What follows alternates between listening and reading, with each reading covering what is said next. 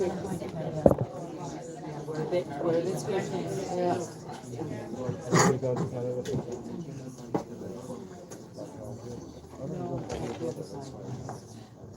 Well, how are you getting on? Oh no, everyone was very quiet. Are we supposed to do something? Oh shit. All here. Oh, no. It's January. You're supposed to be at home in bed, doing nothing. Don't mind him. Your man was having a freak out half an hour ago, thinking no one was showing up. I genuinely thought, we've done it now. They're not coming. Oh, no. It's January. Everyone has Januaryitis. Why did we do anything in January? Why does anyone do anything in January? Fucking know it. It's awful January out there, isn't it? It's fierce January It's altogether. very January. Jesus. I don't know. It's terrible. I hope no one's doing dry January, because that's a terrible idea. No. The number of drinks in hands now tonight that I can see. I don't think anyone here. If you're doing dry January, you should know there is an ancient and storied tradition on this island that you can take a break from it when you're listening to stories. Yeah. I don't make the rules. I just communicate them. And sometimes I make them up, but I'll never tell you when. It's also like whenever anyone says that they're doing dry January, I'm like, how bad did you tear the arse out in December? Like? Yeah. How bad did you go? Like, how hard did you go in December? And also, just fucking do it, and I don't know, do it in the spring or something. So do it when it's a bit cheerful. Some of us need a little bit of, carbonated cheer this time of year. Just because all the Christmas lights are off and it's fierce fucking dark. At least they stopped playing the fucking Christmas music, though. Jesus Christ. Yeah. Luckily, we've got 3 fantastic musicians here tonight. So nice segue. Nice segue. Yeah. Woo. Very good. Woo. Woo. How are you, Luke? Good to see you, man. So we decided to, things were bleak. It's very bleak out there news-wise. I don't have a lot of faith in old Leo at the moment. And at the same time, we decided to double down and just talk about death. Look, because it's the deadest month in the Irish calendar. All our heroes are dead. All our heroes are dead and dying. We're all going to die. So. We're all going to die. We might as well get fucking used to it, lads. Yeah. We might as well.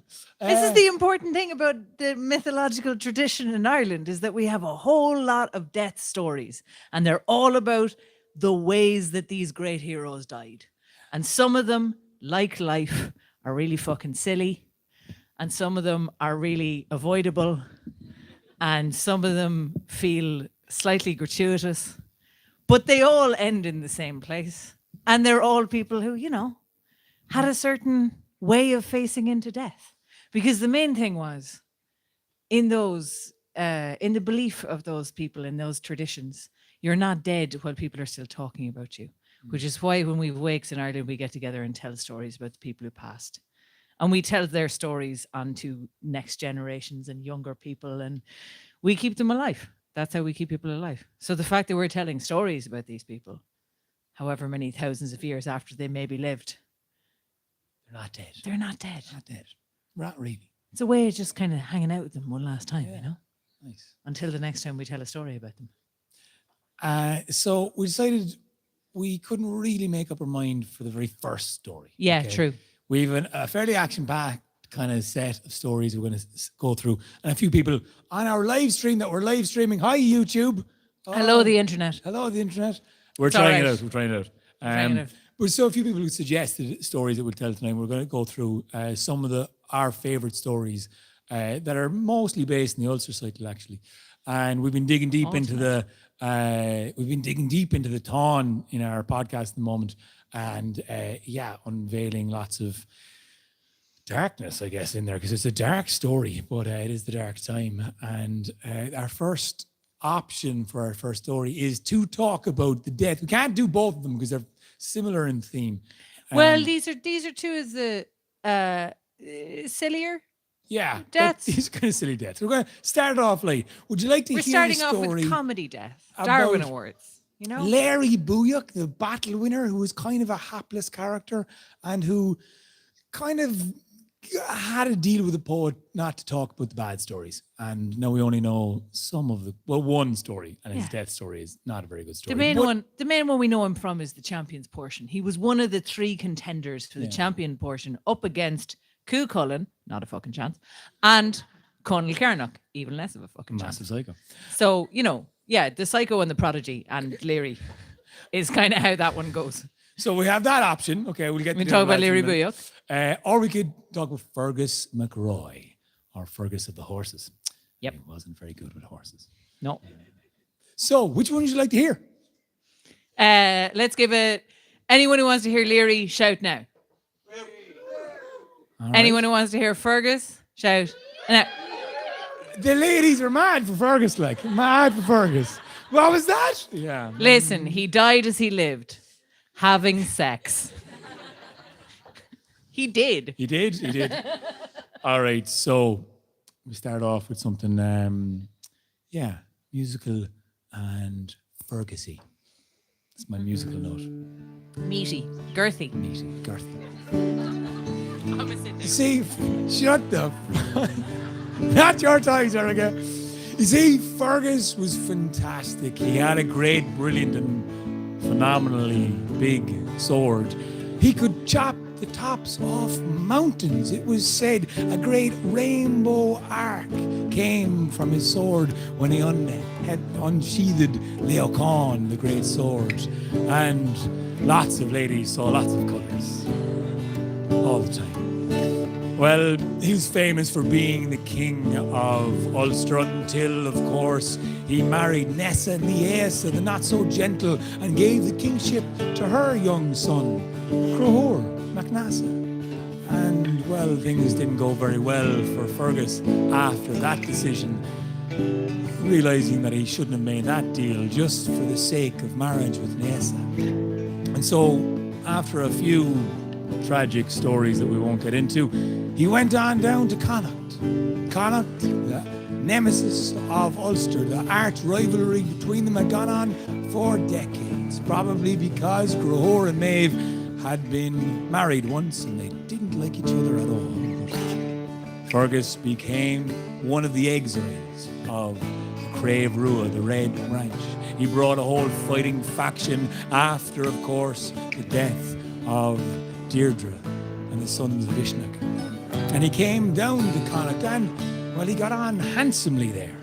And he became one of Maeve's lovers. And it was said that she needed 30 men to keep her satisfied in a day. So, or Fergus McRoy.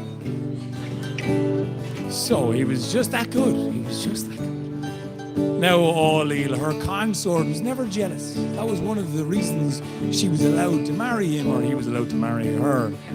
That was, because he could not have any jealousy. Anyone that had a chance of being with Maeve had to be as brave as her, had to be as generous, and have no jealousy. And Ailill ticked those boxes just about. Although, when Fergus showed up, it didn't really play out that way. You see, Fergus came along and he helped Maeve win the Brown Bull of Cooley, being the great leader of that army that went and fought against Cú Chulainn. But that's a story for another time.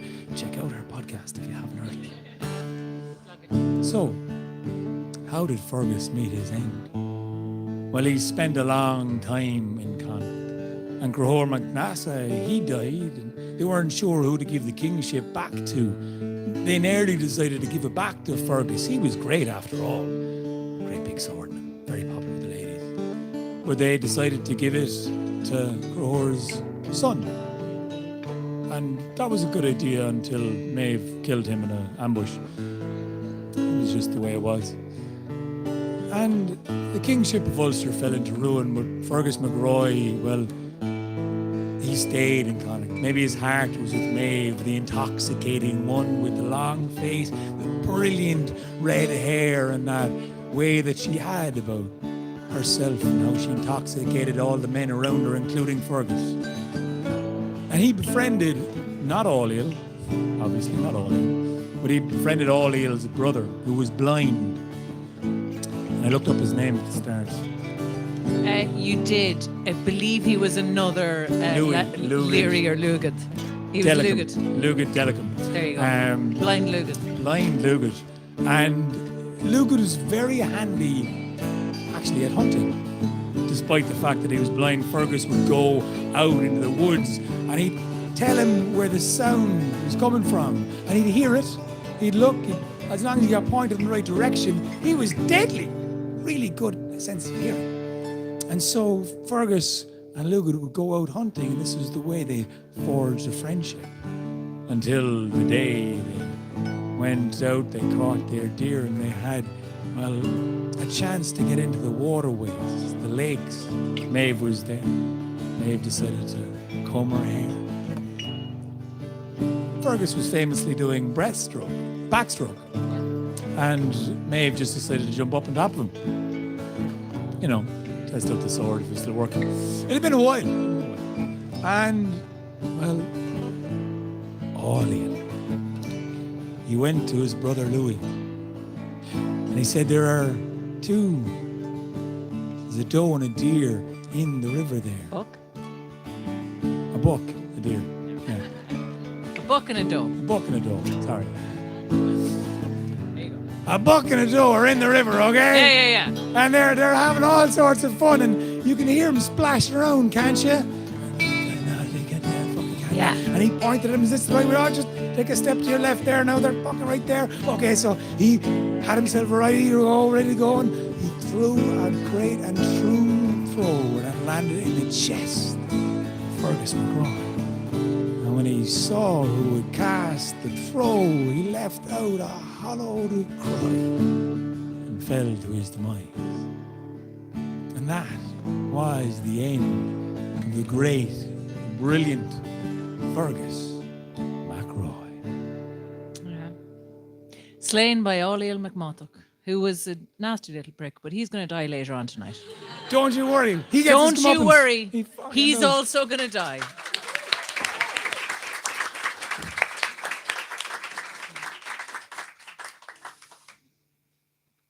So, the next story that we're going to tell you tonight is the story of how Queen Medb died.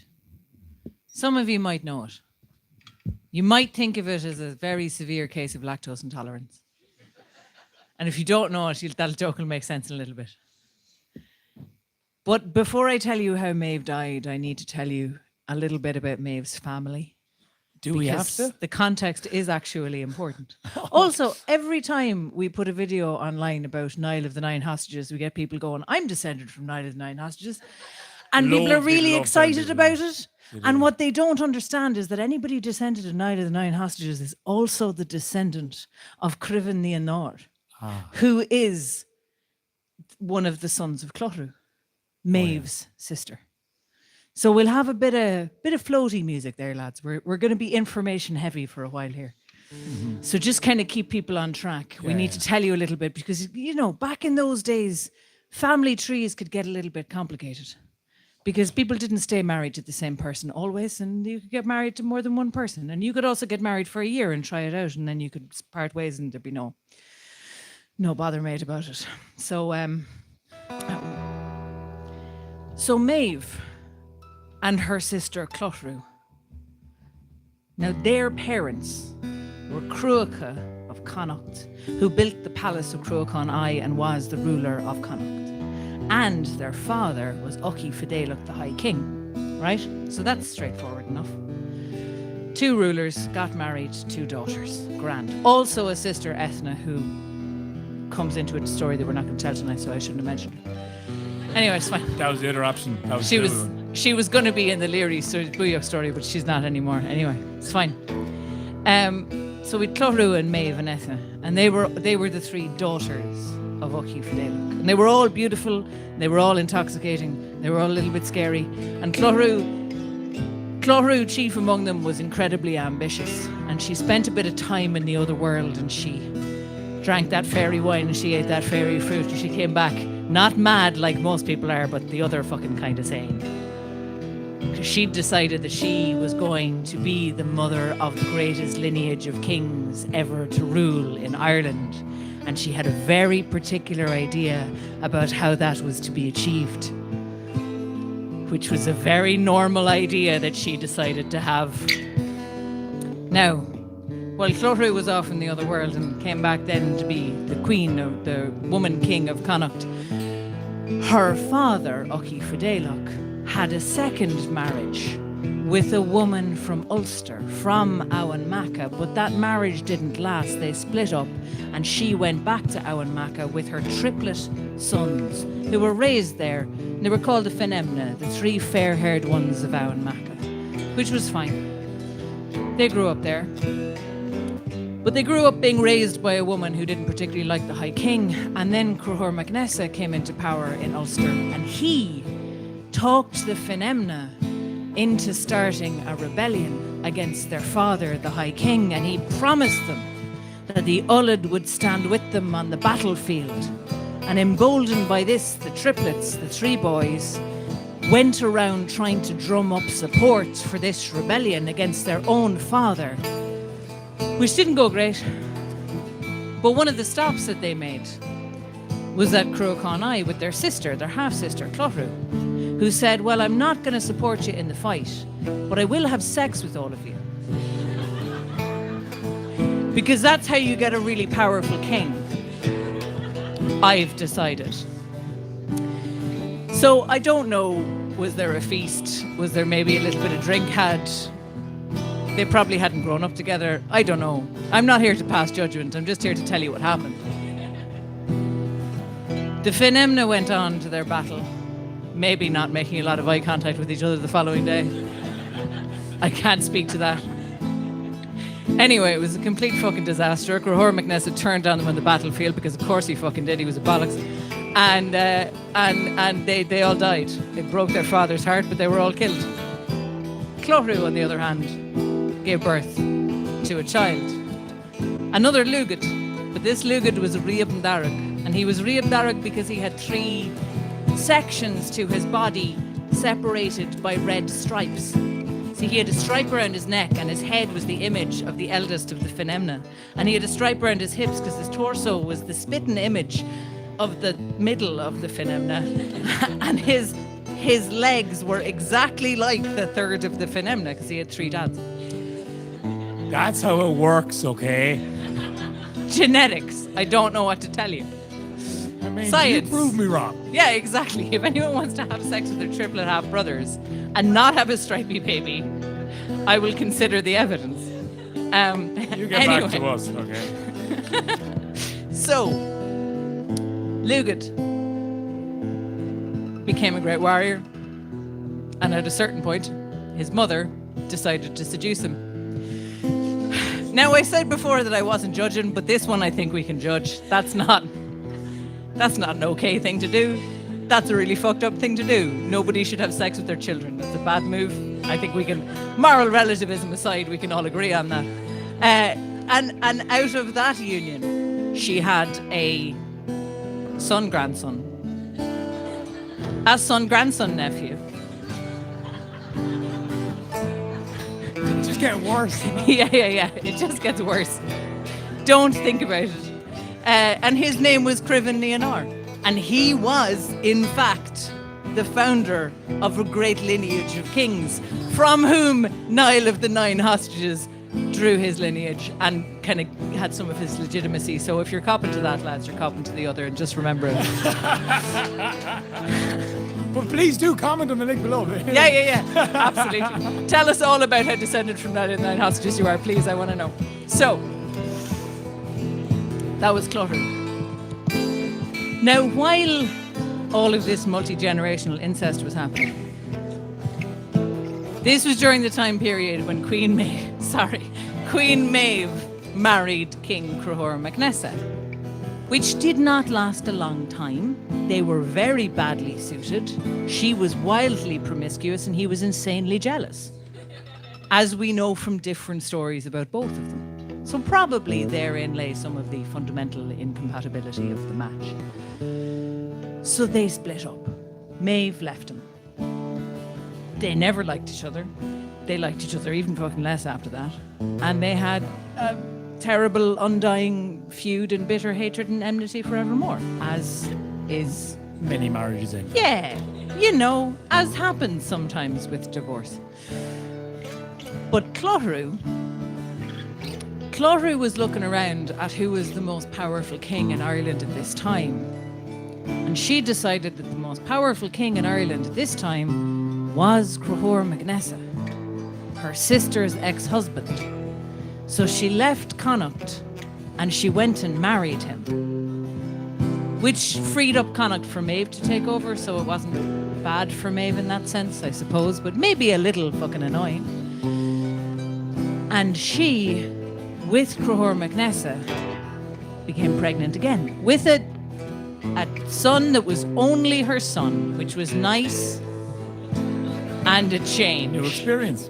The fact that it was with her like sister's ex-husband was honestly the least icky thing about it.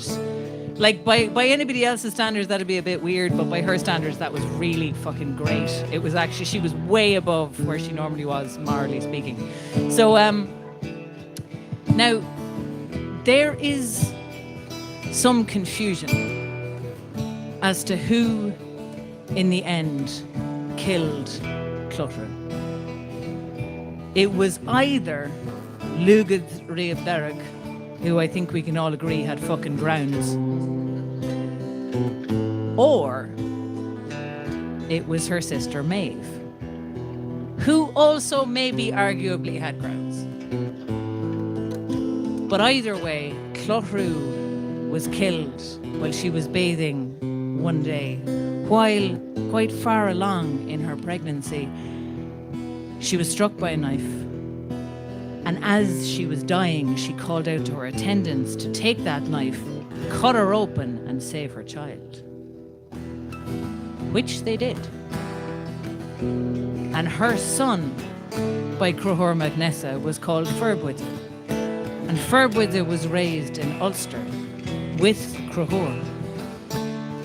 Now, I don't know if he grew up hearing the story that Maeve had killed his mother, or if he grew up hearing the story that Lugad Riabderrig had killed his mother, but he knew that somebody had killed his mother.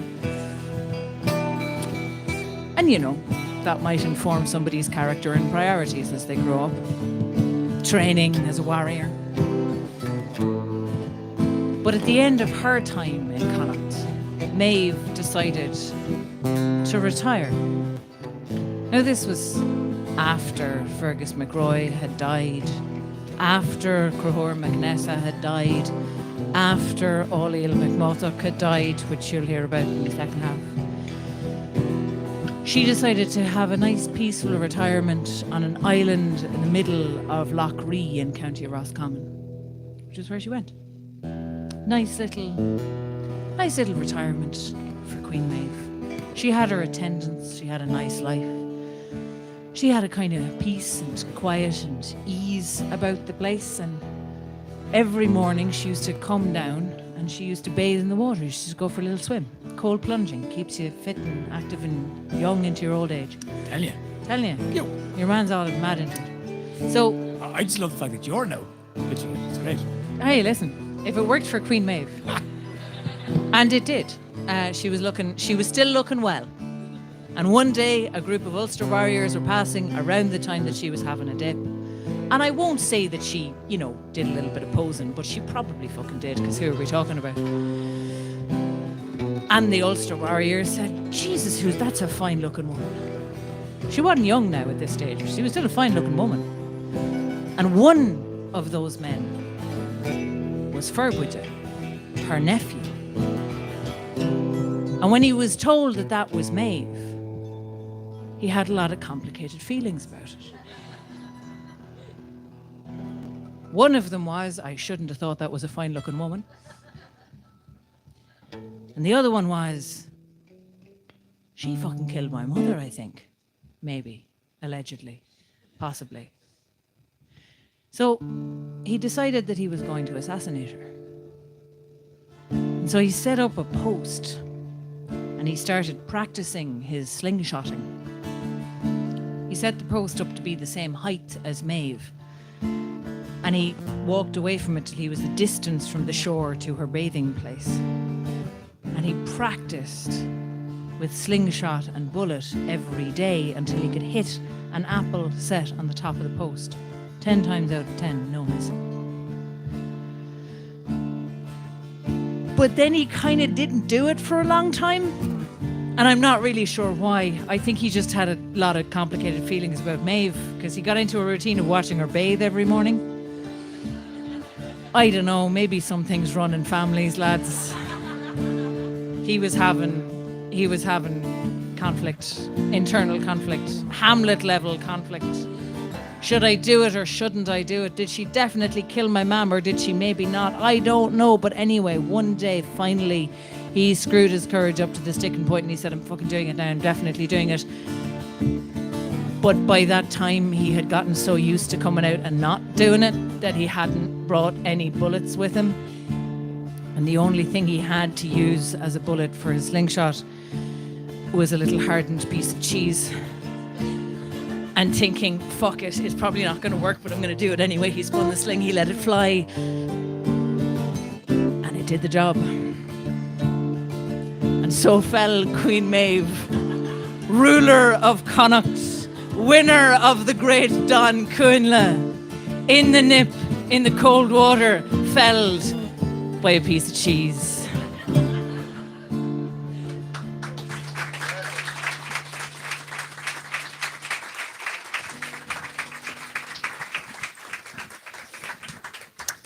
All right, so we're jumping around a little bit. The timelines of these. The timelines of these don't make any fucking sense. Okay. So, but if you try and look at timelines in mythology, good luck, because Irish ones don't make sense. Nah. There's a whole. We're not doing the Kelcar one tonight, but there's a whole one about the death of Kelcar MacGuthagar, who meets Cú Chulainn in the beginning, and then at the end of it, his dog is the parent of the dog that gives Cú Chulainn his name. Yeah. So it really fucking doesn't work. That one, the monks were just fucking right. Somebody was just writing stuff down. It doesn't matter. Someone told me once that all of those beautifully illustrated books were like written in really poorly ventilated rooms, and all of the dyes were highly toxic. Yeah. So they were all tripping balls, lads. Pretty sure. I forgot to mention, by the way, we've two helpers here tonight. Michelle and Killian are taking some snaps. So thanks, guys. And Thanks, hope they're not ruining the ambience. Appreciate it. We finally got around to going, oh yeah, we should probably do the whole social media thinging properly. Creating reels and things. Anyway. Yeah, I refuse to, and Aaron has to do all of it, and it's too much.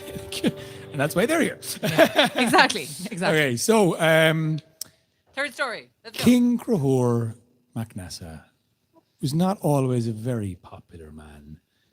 Not in hindsight.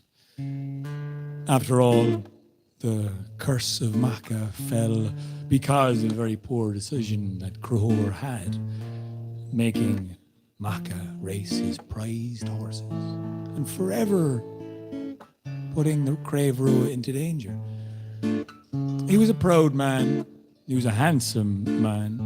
He took many wives. And he attempted to keep the curse of Macha kind of secret for as long as he could by pushing out the borders of Ulster, showing the strength of the Crave Rua, the brilliance of the heroes. No one would ever attempt an invasion on Ulster if they saw how brilliant these Crave Rua were, especially when Cú Chulainn was on the field of play. Or Larry Buyuk, slightly Larry Buyuk.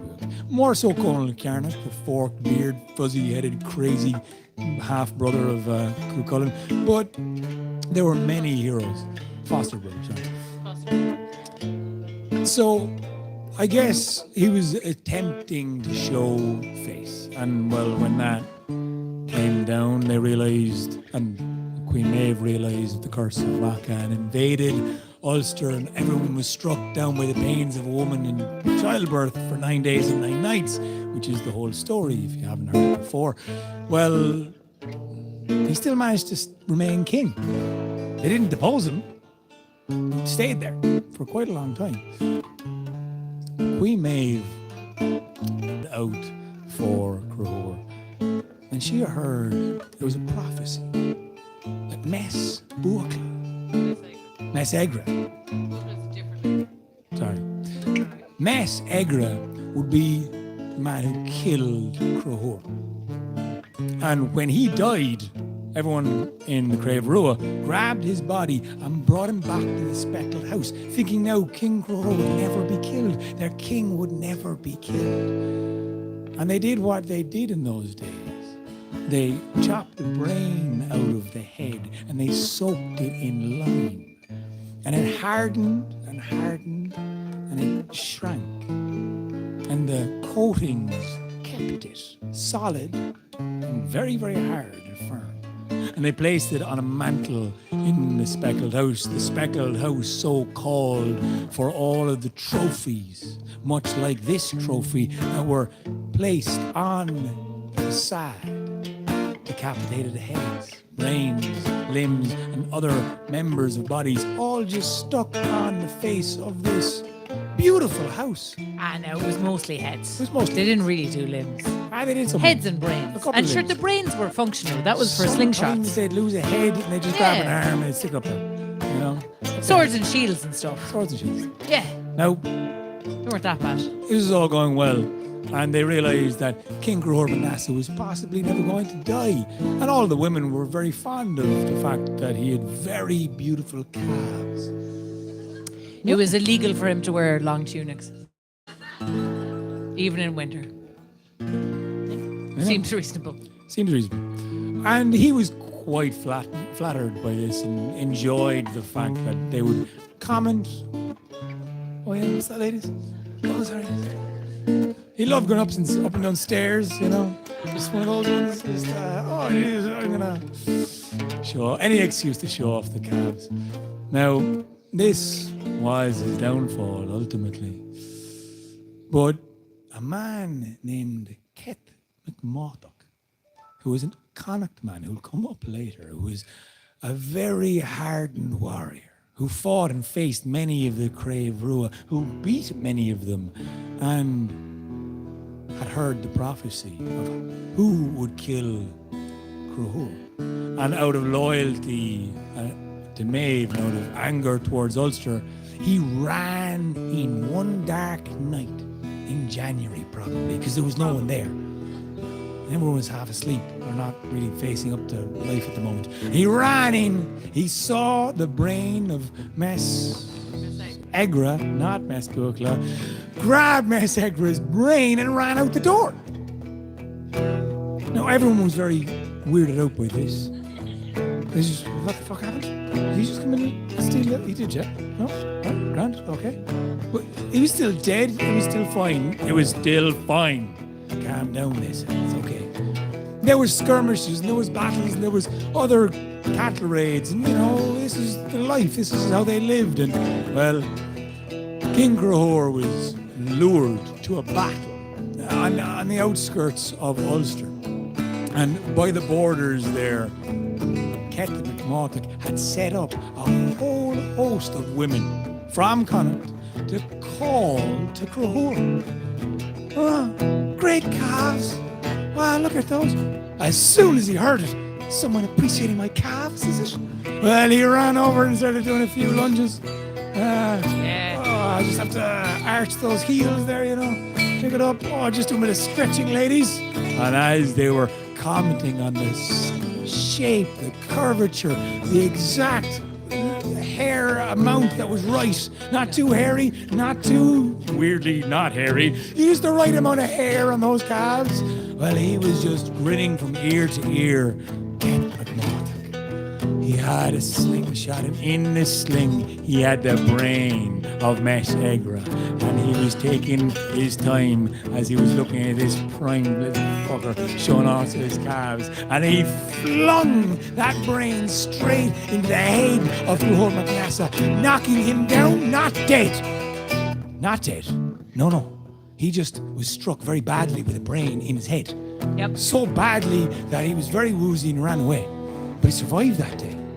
And the Druids, they looked at him and said, right, there's no reason you should be alive. You shouldn't be alive, so let's not do anything. Just gonna leave that where it is. He said, no, take it out, you have to take it out. No, if we take it out, you're gonna die immediately. It needs to stay exactly where it is. Yeah. In fact, we'll just embroider it in with gold thread and just keep it nice and secure so it doesn't fall out. And furthermore, Grew his blonde hair up and around it. And just, had a little weird bump there for a while, but we'll be able to disguise it. Should be grand. He was just told, a fairly obvious kind of don't drink, don't have fun, don't have sex. and you live forever. No battles. No feasting. No riding on horses. And no riding. No riding. Just no riding, full stop. No excitement. No arguments. That was very tough. He was from Ulster, I mentioned. You just That was the generally hardest. you got to keep the blood pressure as low as possible. So, 12 years went by of him living kind of a non-existence, a numbing. And a numbing happened in him as he forgot what to live for. Because all of the beauty in the excitement was taken away. All of the love for living, for a purpose, for a battle, for a love, for a longing, for a fucking argument was taken away. But then King Cruthor MacNassa of Ulster, a long, long time ago, he heard a story that was so powerful it took over the world, a story of a man that was nailed to a cross.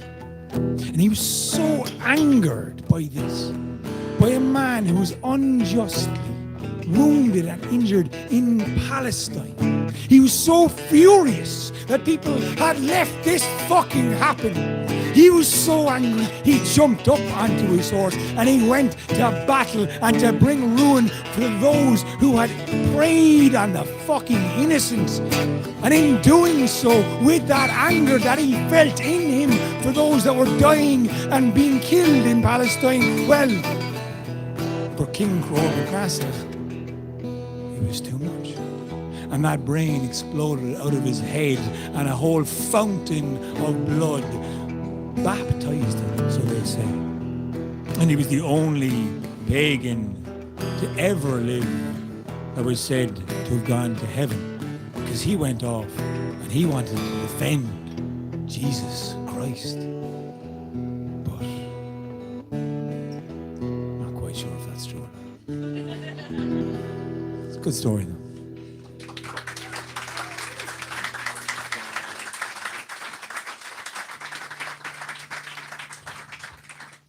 So thanks so much for coming out, guys. We're going to take a little break, and in the second half, we're going to have a bit of Cú Chulainn and the death of, and wrap it up there, yeah. Yeah. So take a little break. Little bit more death and destruction to come, but Yeah. relax for now. All Grab right. a drink. Thank you.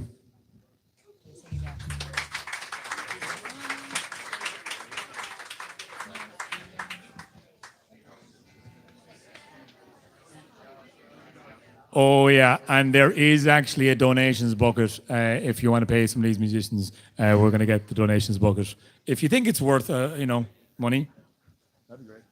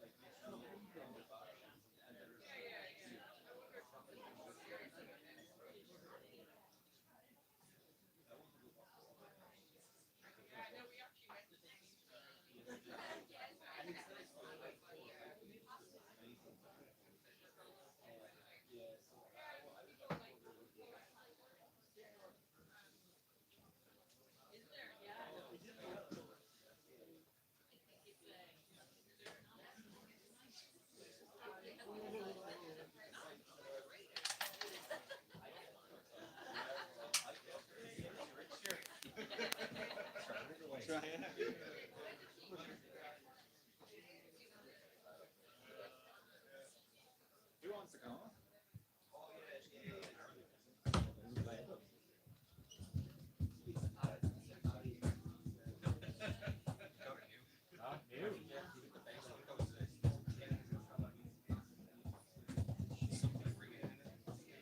It sounds very basic.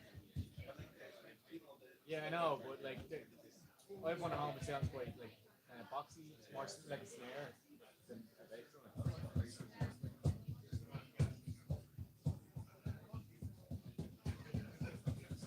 He's gonna play it now. Huh? I'll play it. The Sabbath. I've never heard one with bass.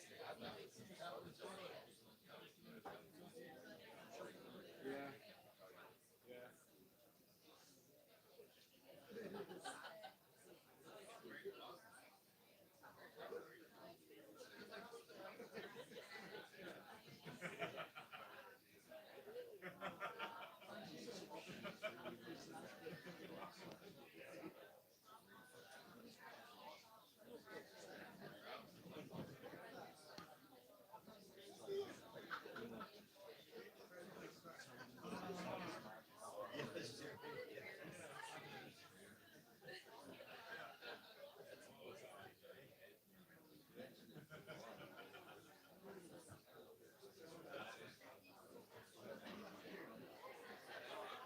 It's not too serious.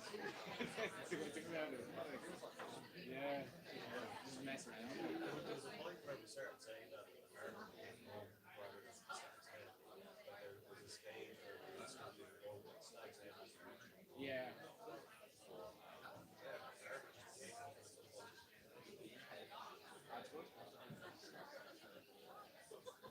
That's actually yeah, but like here.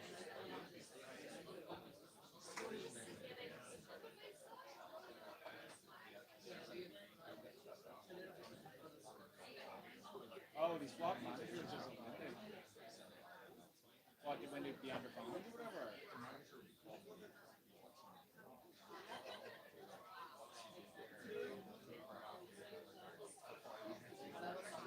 Sad.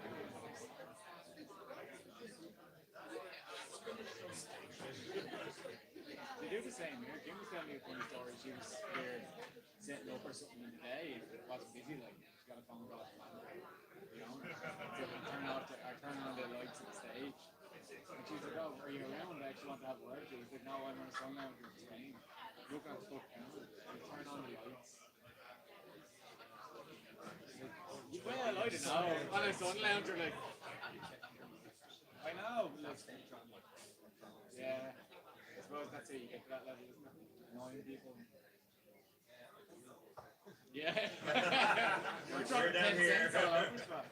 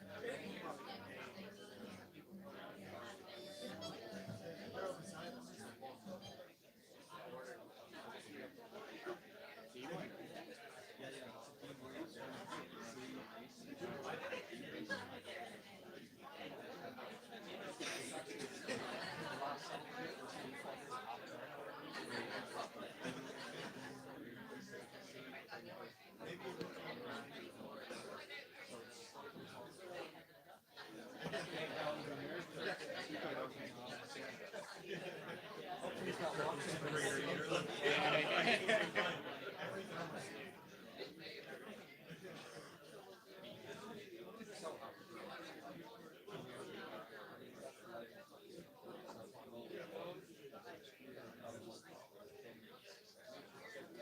know the story though. They were very fond of Ireland. I think they played one of the first shows in Co-op or something. So after Bain died, he said he was at the crossroads, didn't know what to do with his life. He came over to Cork again and he was driving along the Wild Atlantic Way to find himself. He didn't know if he wanted to be in a band again or just change direction completely. And then he was going up to like it's called the Gap Kerry or whatever. Yeah, something like that. I think it was like driving. And he met this hitchhiker. He goes, "Dude, you have to pull over." He lives in the middle of nowhere. He's wearing their band. He said that second he knew he had to start a Foo Fighters. Just destiny. Yeah. He heard me say that and tell that story to him. And then he got the idea to start Foo Fighters.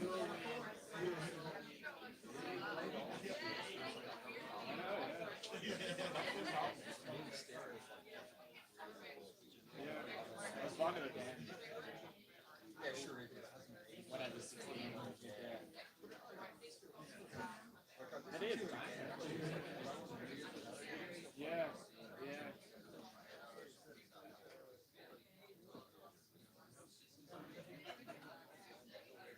Oh, yeah. Oh, sorry.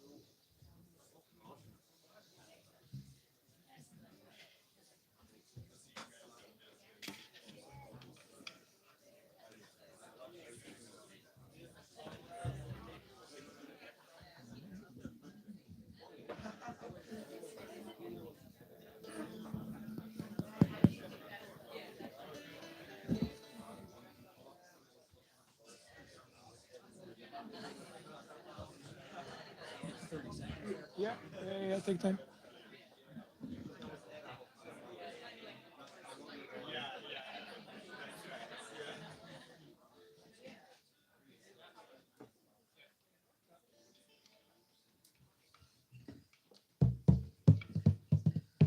We haven't started yet. Stop being eerily quiet. You're supposed to talk amongst yourselves still. Are we back on the internet, lads? Are we restreaming? I think We we're all good. good? It's lovely to be back in the Harbour Bar, and thanks very much for coming out. We'll probably be back now next month. This was a trial period to see if people would come out.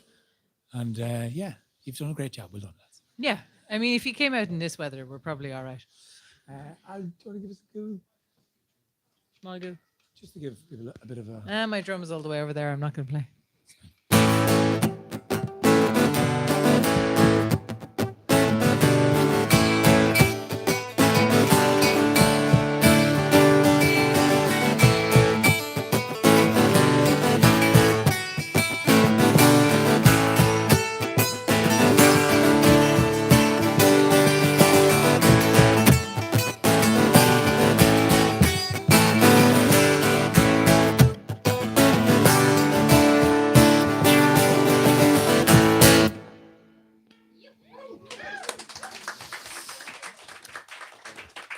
All right, so we're going to tell you the story of the death of Cú Chulainn. You might have heard of him. You might have heard of him. Before we get on to that, though, I want to just remind everybody that there is a donations bucket right there now.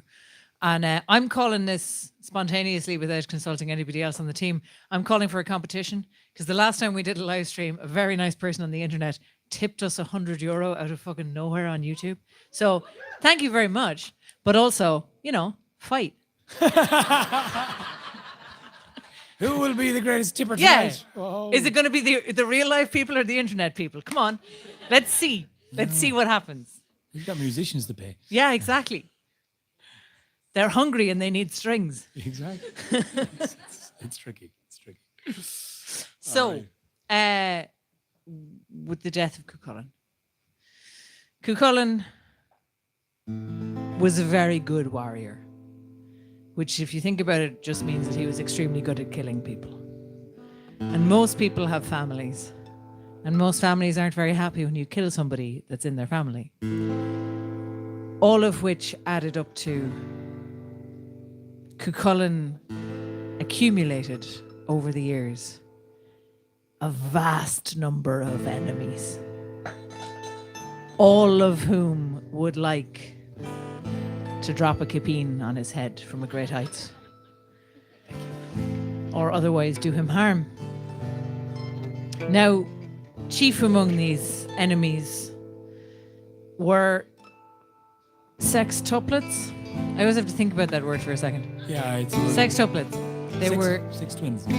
yeah, twins, Three but there was twins, but there was six of them. 3 twins. Yeah, 3 sets of twins, or 2 sets of triplets. Actually, is probably more accurate. Anyway, Sextuplets it is, okay. sextuplets. They were the children of Calatin, the sorcerer. And those of you familiar with the Táin Bó Cúailnge will remember that one of the fights Cú Chulainn had at the ford was against Calatin and his 27 sons and sisters' sons, which Cú Chulainn won. But Calatin's wife was pregnant when Calatin died, and she went to Queen Medb for shelter and protection. And Medb said, "I'll take you in." And as soon as she was delivered of her sextuplets, which was probably no fucking joke back in those days, Maeve promised to have the children raised and taught the most powerful sorcery in the world by sending them off to study in Egypt and Scotland, which is where the most powerful sorcery was to be found. And they grew up, and they grew up wise, and they grew up a little bit fucking weird, and they grew up a little bit uncanny, but they grew up powerful. And when they came back to her, when they were old enough, and when they were grown, and when they had completed their studies, she decided that it was time. And she asked them what they could tell her about the death of Cú Chulainn. And Calatin's 3 sons and 3 daughters looked into the future, and they said, "Yeah, we can go and kill Cú Chulainn.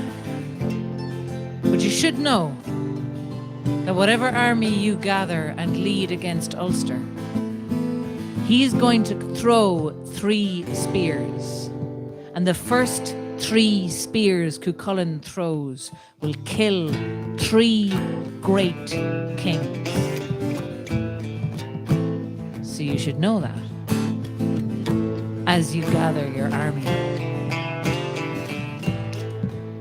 Now, Maeve, being Maeve, her first thought was, I didn't hear Queen, so that's fine. And she set about gathering an army, because there was another prophecy that she quite liked, which was that if Ulster's champion ever died, Ulster would be without luck forever, which all of the people of Ulster also knew, which makes this a slightly touchy story to tell in some places. Because Cú Chulainn was Ulster's champion, and Maeve gathered this army.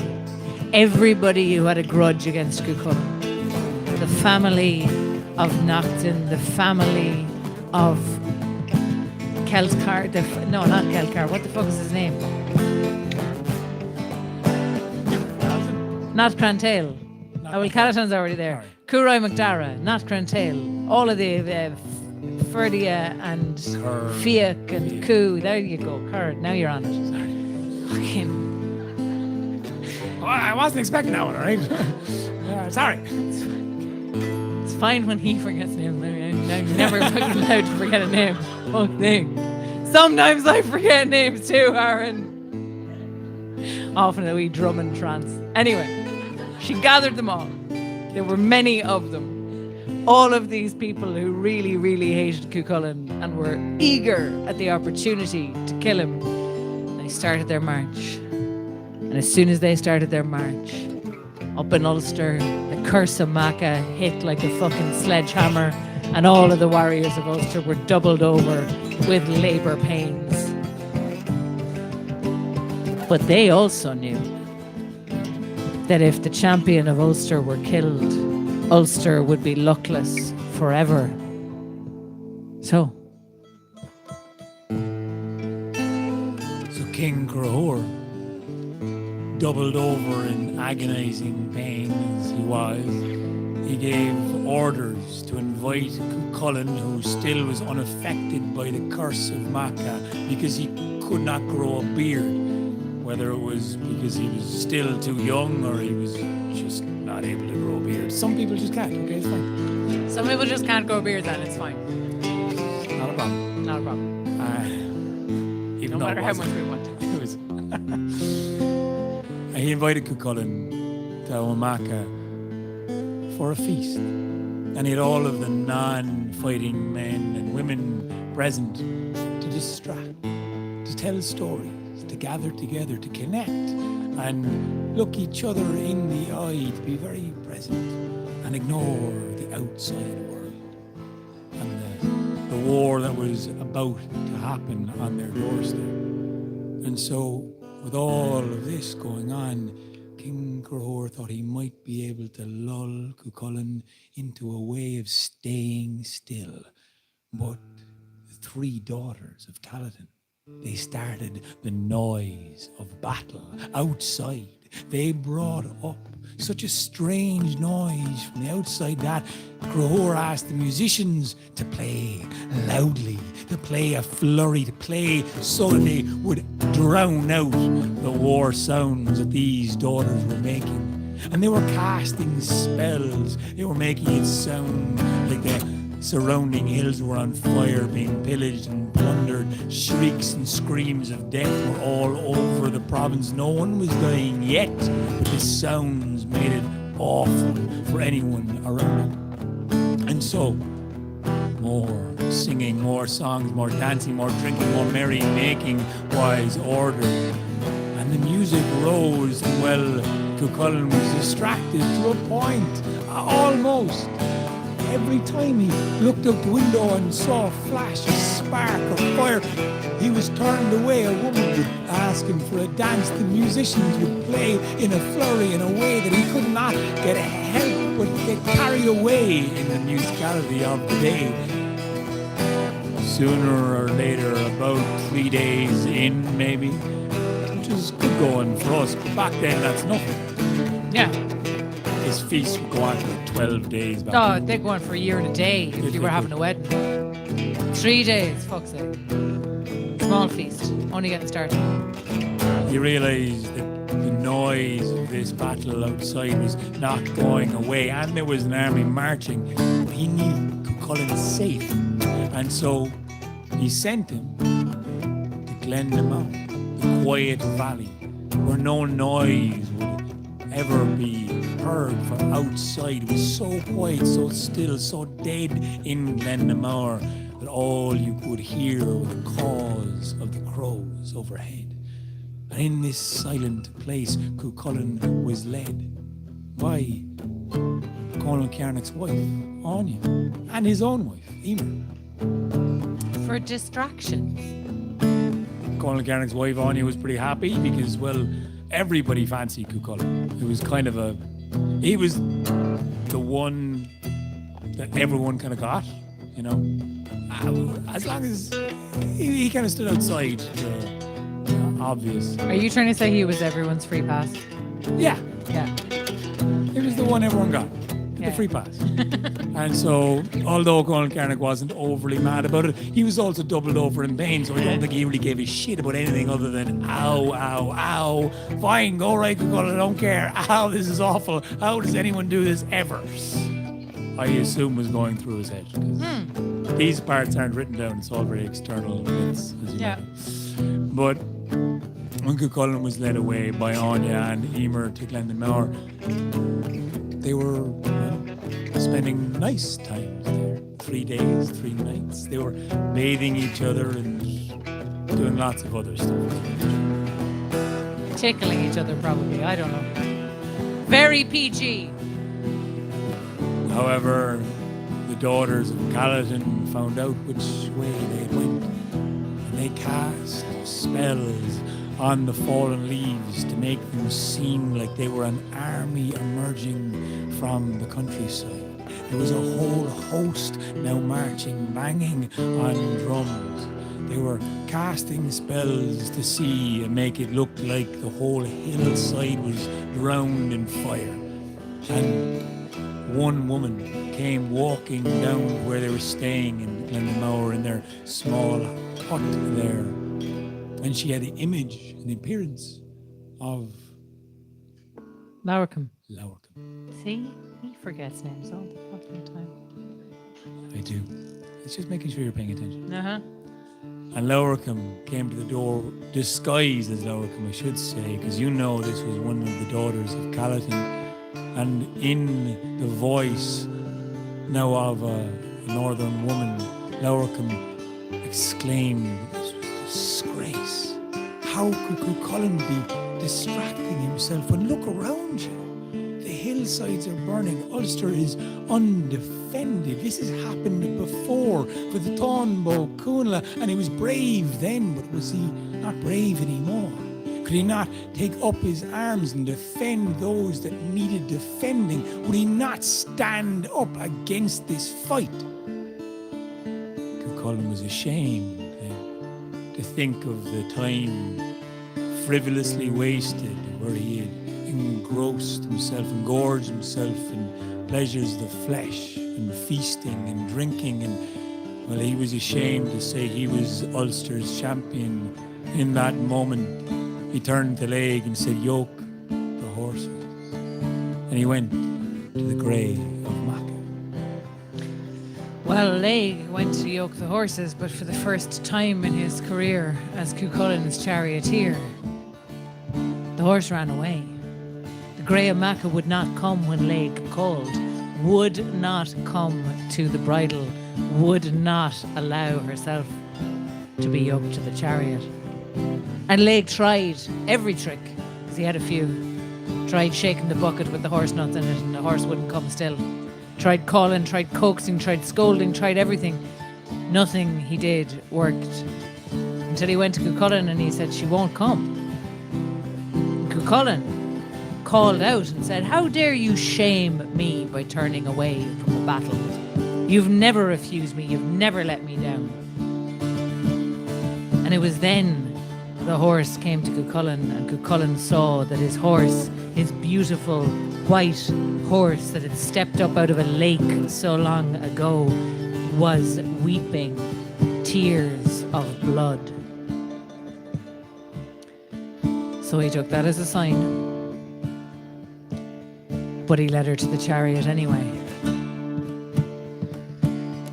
And once the horses were yoked and ready to go, Cú Chulainn leapt into the chariot, laid beside him, up ahead with the reins twisted around his arms. And Cú Chulainn's mother, Dectera, came to him with a cup of wine that she blessed, and she said, "Take this and take my luck with it." Cú Chulainn put the wine to his lips and he drank, but as soon as the wine touched his tongue, it turned thick and coppery. It turned from wine to blood, and Cú Chulainn spat out his mother's blessing. And she tried again, cleaning out the cup and putting fresh wine in. She tried 3 times, but 3 times the wine curdled into blood in his mouth, and 3 times he spat it out. So he took that as a sign. And on they rode, out towards wherever this army was gathered, wherever they were, Cú Chulainn went. They were passing a shallow place of a river, a ford, and he saw there a woman, and she was washing blood out of a set of clothes. And as they came closer, Cú Chulainn recognized that crimson cloak. And he called out to her and he said, "Whose armor are you washing?" And she said, "I'm washing the armor of Cú Chulainn, who rides to his death today." So that was a pretty unambiguous sign. Cú Chulainn was not one to shirk and not one to shy away from death. He'd been promised that people would be telling his story until the end of life and time, which is the same thing as living forever. And turning away from his death, well, that would only give people no kind of a story to tell. So he carried on. And he saw 3 cailleachs, 3 hags, who had a fire lit and they were cooking something on a spit, some animal that they'd caught. And they called out to Cú Chulainn and they offered him come down and share their meal on his way to the battle. And he said, "No, I don't think that's a good idea." And they said, "All right, you're too fucking good for us, are you?" And he said, "Well, fuck it, I can't turn you down now." He got down off the chariot, and it was then that he realised the meat that they were cooking was the meat of a hound. And he, being the Hound of Ulster, had a gesh on him never to eat the meat of a hound. But he couldn't refuse them now, so he tried to take just the smallest, tiniest little bit in his left hand, and just the smallest bit, just for politeness, just to pass his lips. But as soon as he put the meat in his mouth, the whole left side of his body was struck with paralysis. All his strength drained out of him like water. So he took that as a sign. But he got back up onto his chariot and continued down the road towards the army. Now knowing fully after all of these signs that he was going to his death, feeling weak, half paralyzed, but knowing this was the day for sure that he would face that end. And he tried to imagine how he had lived up to the expectations of his name. When he took on the name Cú Chulainn, the Hound of Cullen, he was told it would live on the lips of storytellers until the end of time for the great and many deeds he would do. But everything in his life had been a tragedy. All of the great feats, all of the great deeds he'd ever done had fell to ruin. He'd killed his only son by his own hand with the Gay Bolga, which he'd used to kill his best friend Fergus, breaking it on Ballystrand after Conall's death. The Thornbow Cúlain's greatest ever heroic deed was a failure because the brown bull was stolen away by Queen Medb after all. So everything he'd ever done in his own eyes was a failure. And this day he had assumed at least he would do something. He had the blood of the ever-living running through his veins. So he knew he had some chance still to make a great blast. Something that people will remember. For now, weakened as he was, he didn't know what he could do. But he was still going straight down towards the army. When he crested the hill, he saw an army, the likes of which he'd only seen once before, but it seemed bigger now. An army marching on Ulster to kill him. Because every one in that army had a blood debt to Cú Chulainn for all the lives he had killed, and he knew it was right that he died this day for all the death and destruction, the heartbreak and the ruin he had brought. And yet, he faced it and whipped the horses to a slow trot, to a canter and into a run. They might as well run into it as fast as they can. Before they came to it, they saw 3 men coming towards them, and they slowed their chariot. They didn't see Lugad McCurroy hanging close beside the 3 sons now of Caladan. These 3 magic doers, they called for Cú Chulainn to give them one of his spears. They were afraid one of their great kings would be killed with the first spear and 2 more after, and so they wanted to get these spears off of Cú Chulainn, who laughed at the invitation, and so they threatened him with a satire. They would write such a satire that everyone would call Cú Chulainn a coward for not giving them their spear. And so Cú Chulainn said, "You want the spear, is it? All right, here you fucking go." And he threw his spear beautifully and straight through the neck of the first son of Caladan, who fell down dead. But Lugad McCurroy, whose father, Cúroy MacDara, was now dead, pulled that spear, took aim at Cú Chulainn's chariot, and let it fly, and that spear flew through the air with the birds hovering over, and it landed not on Cú Chulainn, but the neck of the Grey of Macha. The Grey who had risen out of Lindia, the Grey Lake, that day Cú Chulainn had tamed the mythical horse, fell down, breathing no more. The second son of Caladan said, "Give me your spear, or I will write a satire about you and all of the men of Ulster for not being strong or brave, weak in heart." Cú Chulainn, now with a lot more vim and vigour, threw that spear out of anguish for the Grey. It came and hit the second son of Caladan in his chest next to his heart. A death's blow, no doubt. Lugad McCurroy pulled the spear and threw it back, hitting not Cú Chulainn but Laig in his chest. Laig, Cú Chulainn's only ever friend, now dead next to him. Final son of Caladan called for the spear that would kill the great king, and Cú Chulainn took it out and threw it through the stomach of the third son of Caladan, who groaned and died an awful death. And Louis McCurroy pulled that last spear out and flung it straight at Cú Chulainn, who was too weak, too broken-hearted to move, to duck, to dodge, to defend as he always did. And he took the spear straight into his gut. And the prophecy was true. The king of horses had died. The king of charioteers had died.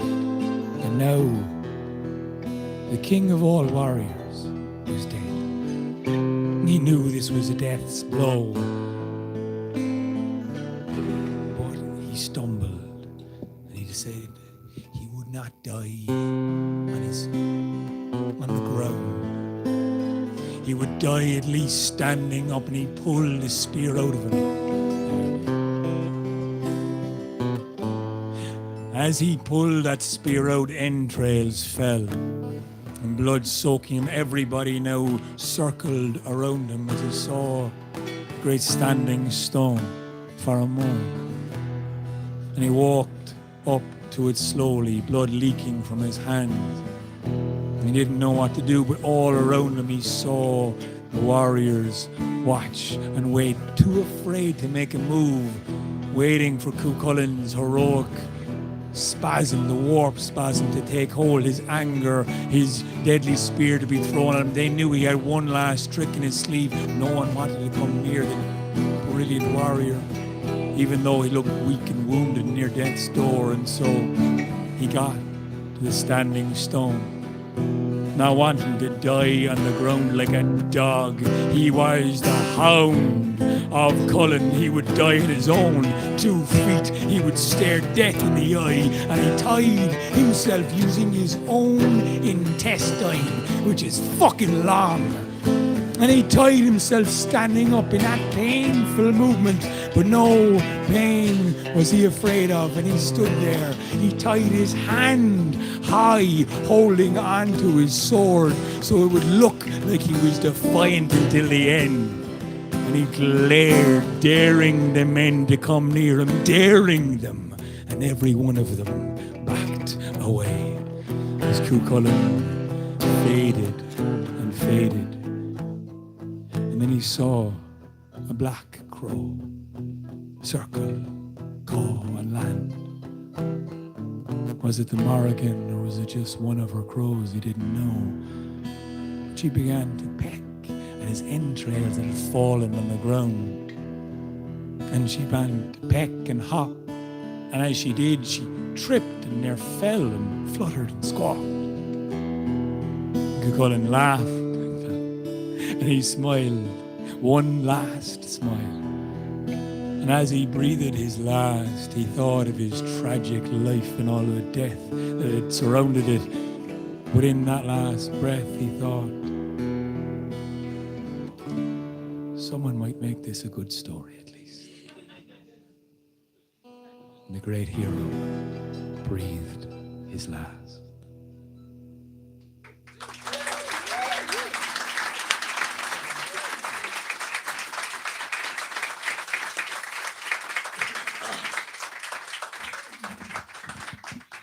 So we're not going to leave it there.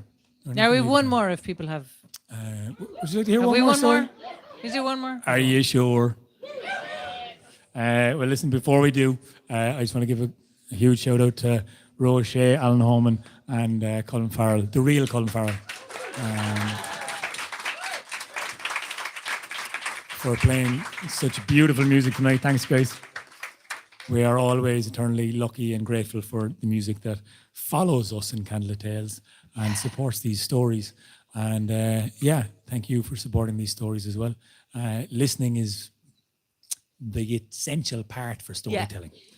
I've tried to tell stories before to nobody, and it's just shite. It's really hard. It's just talking to yourself like a madman. Yeah. Let's crack. It's definitely less crack. You're just sitting in a sound booth with a microphone feeling like a lunatic. And usually it ends in a podcast until you forget to hit record. So I actually have done it. Yeah. I've literally told a story into a dead, empty room and not recorded it. And it feels a bit silly. Feels worse. Silly. Feels bad. Feels bad. Feels bad. Feels bad, man. Don't like it. Anyway. So we do have a whole series on our podcast on the death stories. There's Celt Car, Other Car, and a few other ones that we didn't get to tonight. So if you do want to listen Which back, we actually did ages ago. I know we thought we did it last year, but it was actually quite a bit yeah, before it was that. 2 years ago. We've been around for a while. We're Hey, old now. we're old. We've been Anyway, around. So one last story. one last story. One last story. This is the story of Conall Cernach. So Conall Cernach was one of Cú Chulainn's biggest rivals in Aaron Maca. Aaron said before that Cú Chulainn was like everybody's free pass, but he wasn't really. He was 1/3 of everybody's free pass.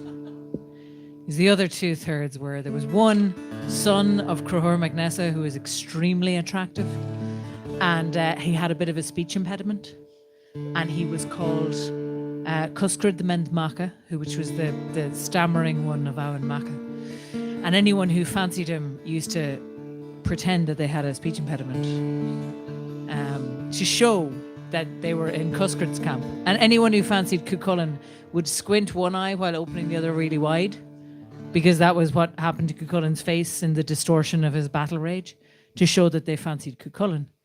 And anyone who fancied Conall Cernach used to crook their neck to the side because Conall Cernach had a crooked neck. And that was how you showed that you were a Conall Cernach fan. So that was how people in mythical Ireland expressed their fandoms. You better tell them how we got that crooked neck. Yeah, well, that's what I'm going to get to Segue. now, you see. I was setting up the segue. Did you notice? It was very smooth. So, Conall Cernach, his mother was from Connacht and his father was from Ulster, and his mother moved to Ulster.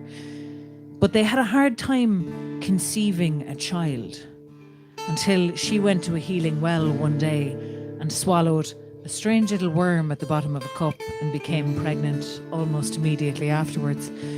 She was a little bit concerned about that. She had followed druidic advice, but at the same time, being pregnant by a worm is a bit different than being pregnant by your husband. Wasn't sure what to expect. A little nervous. So she went to her brother, Ket McMurtoch. Now, if you were listening very closely in the first half, you'll notice he was the fellow who ran in and grabbed the brain of Masegra to kill Crohor MacNessa. Ket McMurtoch was a continual thorn in the side of Ulster. He was a ferocious warrior, and he promised his sister that he would mind her during her pregnancy. So she went back to Connacht, and she lived with Ket and under Ket's protection until the day that she gave birth to a son. And the child was a little striking looking when he came out. And the druids that were there spoke a prophecy. And they said, this child is going to be an extraordinary warrior of Ulster. And as soon as he heard that, Ket McMurtoch said, fuck that! And immediately tried to murder the baby by standing on his neck. And the druid said, let me finish. One of the reasons he's going to be such a great warrior is that no one man can kill him. So Ket, standing on the neck of a newborn baby, felt like a bit of a dickhead. And that was why Conall Cernach had a crooked neck. Now, aside from the crooked neck, he grew up tall and he grew up strong and he grew up absolutely fucking psychotic. And he was, as I've said, a striking looking man. One half of his body was as pale and unblemished as milk. And the eye in that half of his face was as black as a beetle shell. And the other half of his body was as freckled as a foxglove. And the eye in that side of his face was the beautiful blue of a cornflower. And his hair was so frizzy that if you dropped a bushel of hazelnuts over his head, not one would hit the ground. Not one. Because that's what epic hair is like. And Conall Cernach, when he grew up, he never went to sleep without the severed head of a Connachtman under his knee. For his back, like. And Conall Cernach, despite the best efforts of Ket McMurtoch, could not be killed by any one man. But he and Cú Chulainn were raised as foster brothers. And as time went on and neither of them happened to have any sons, they made a pact that whichever of them died first, the other would avenge him. And that's what happened. Now, you'll recall that when last we met Conall Cernach, he was doubled over in the pangs of labour as Cú Chulainn went to his death. And as soon as those labour pains eased, Conall Cernach was the first up and the first on his feet and the first out the door. Not to mind that Cú Chulainn had just had an affair with his wife in a valley. That was fine. He didn't care about that. He cared about getting to Cú Chulainn's side. And so he was the first one to arrive where all of that army was gathered around that standing stone, still known today as Clough-on-Farmore, the big man's stone.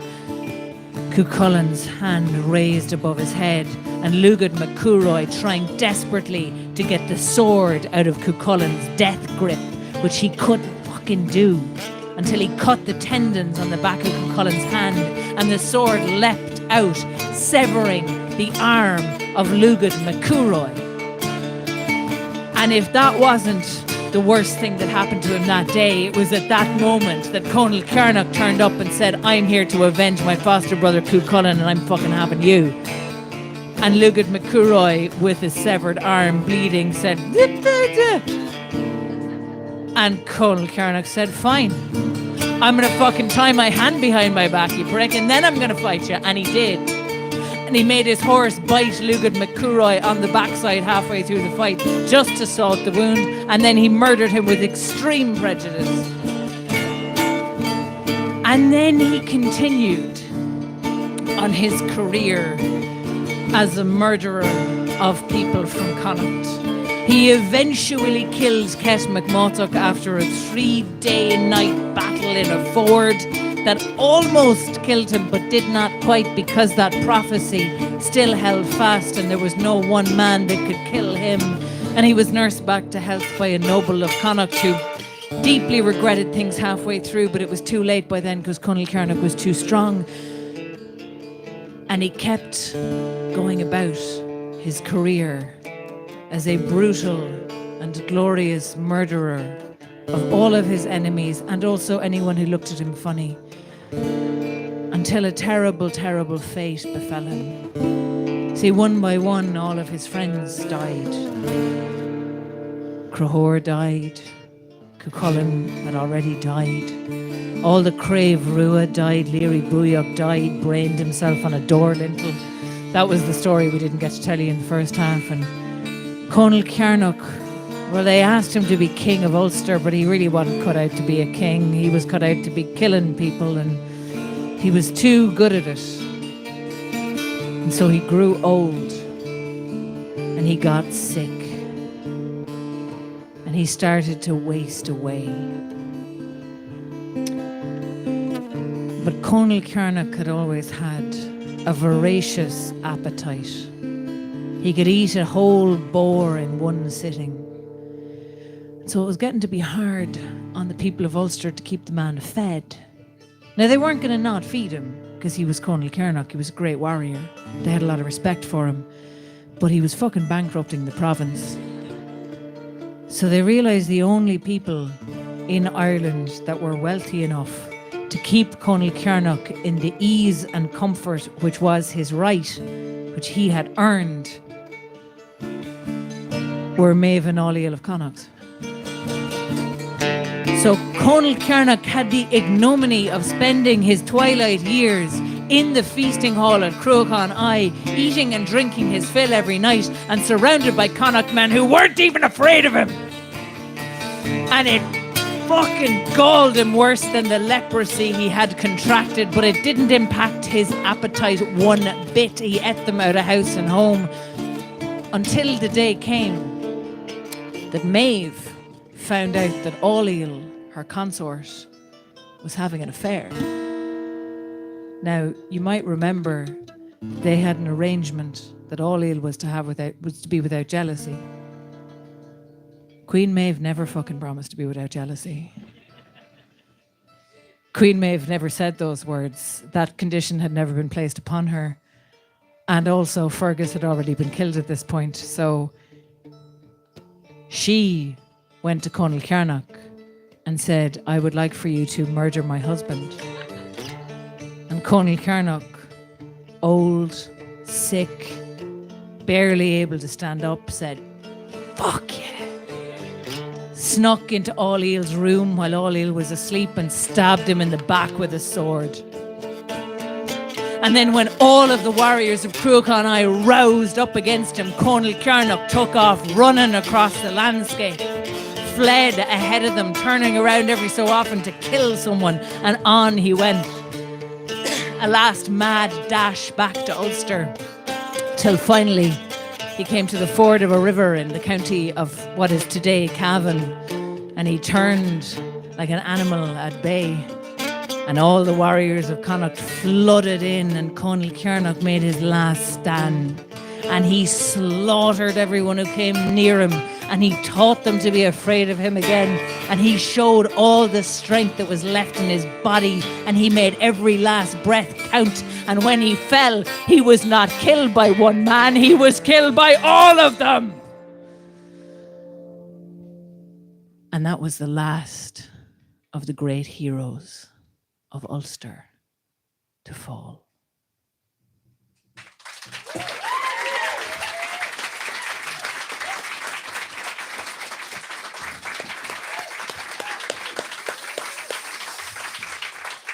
Good Mila Margaret, thank you so much for coming out, guys. Yeah, that's the night. And thanks again so much for coming out and listening to these deathly stories. Fair But play. they're a bit of crack, aren't they? They're a bit of crack. So yeah, thanks very much, and have survive the rest of January, and we'll get on to it. Yeah, we'll hopefully see you in February if we all survive January. That's the job now. Survive January. We'll see you again. Yeah, we'll be back here next month. Thanks so much, guys.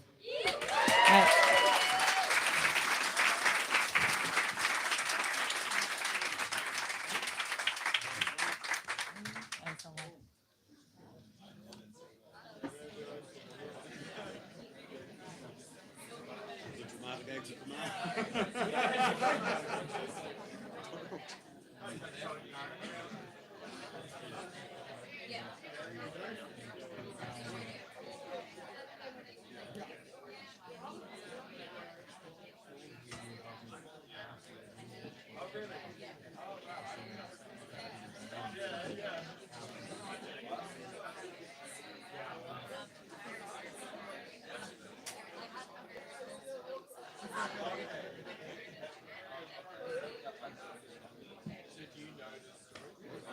Enjoyed that. Some nights it just really fucking lands, you know? Enjoyed that one.